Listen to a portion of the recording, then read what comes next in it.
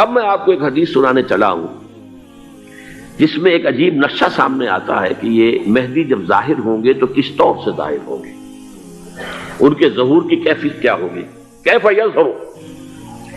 یہ روایت ہے حضرت ام سلمہ سے رضی اللہ تعالی عنہا، حضور کی زوجہ محترمہ ہیں، فرماتی ہیں ام سلمہ عن النبی صلی اللہ علیہ وسلم قال یکون اختلاف عند موت خلیفۃ، موت خلیفۃ، حضور نے فرمایا ایک خلیفہ کی موت پر اختلاف واقع ہو جائے گا، خانہ جنگی ہو جائے گی۔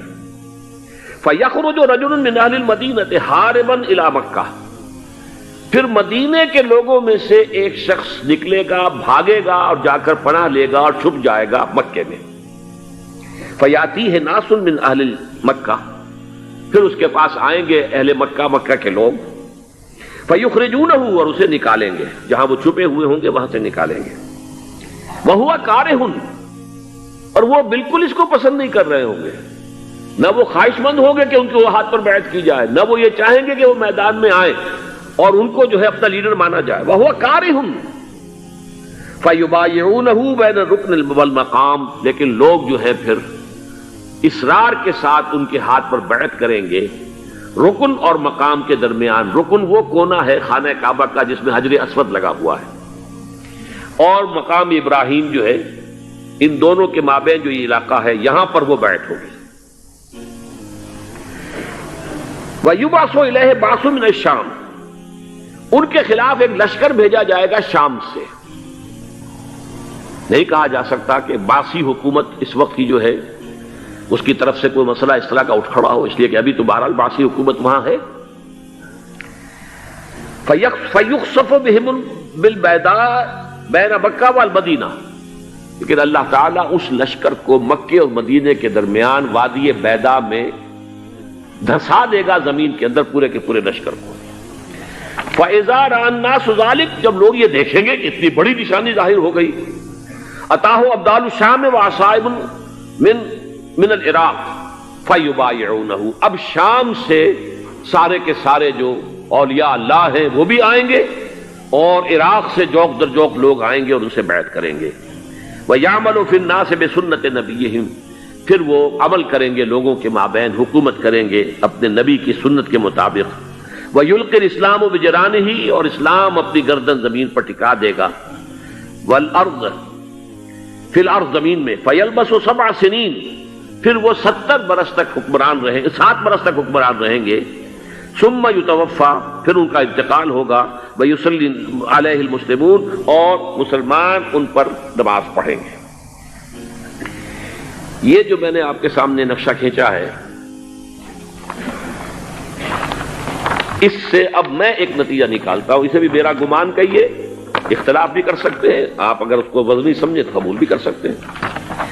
وہ یہ ہے کہ میرے نزدیک شاہ فہد کے انتقال پر لا محالہ یہ صورتحال پیدا ہو جائے۔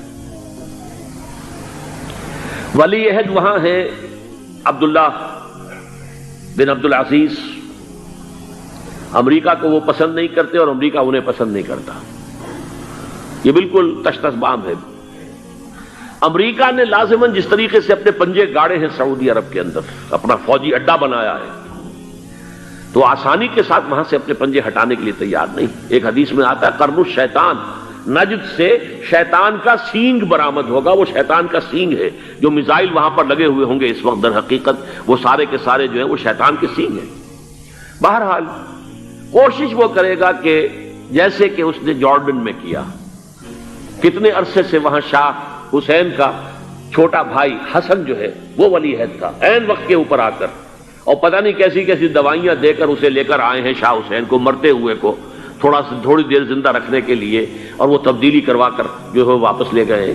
تو یہ معاملہ ہوا ہے، تبدیلی کروا دی، وہاں تو ہو گئی آرام سے، کوئی بات نہیں۔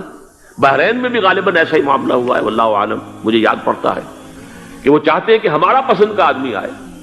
اگر سعودی عرب میں یہ کام کیا گیا تو اس کا لازمی نتیجہ خانہ جنگی ہوگا، اس لیے کہ وہاں کی روایت یہ بڑی سخت ہے، بڑی پختہ ہے۔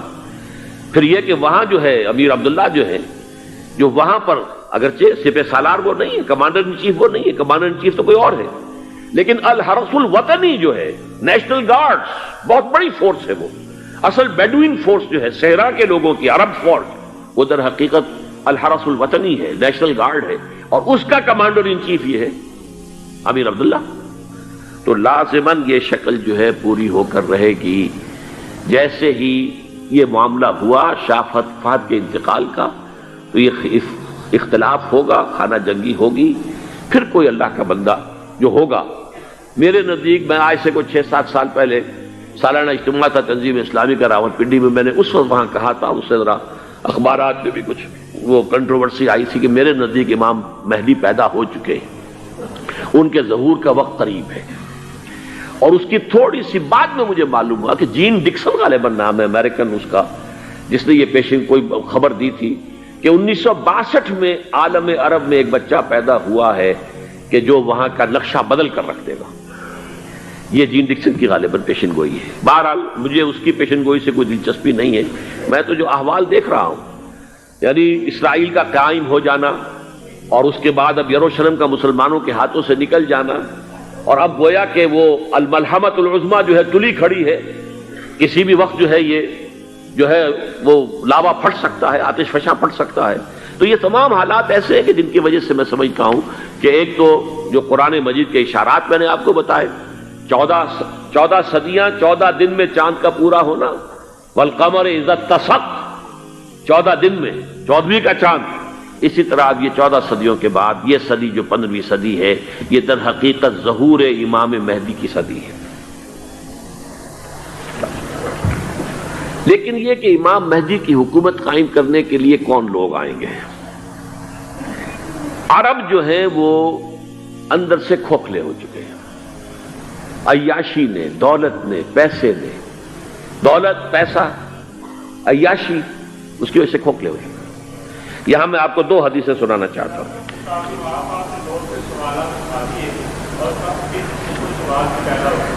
بہت سے ہو گئے، آپ اطمینان سے تشریف رکھیے.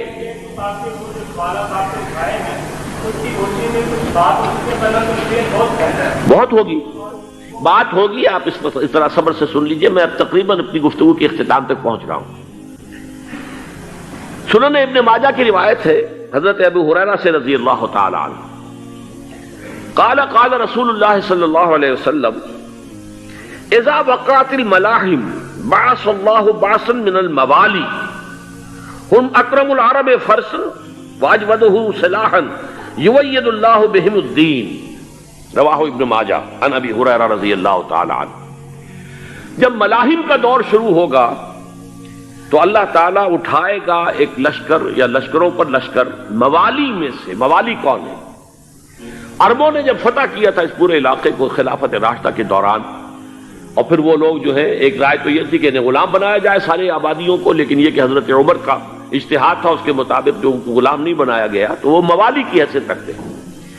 عربوں میں دم نہیں ہے، موالی میں سے لشکر اٹھیں گے کہ جو در حقیقت حضرت مہدی کی حکومت کو قائم کریں گے.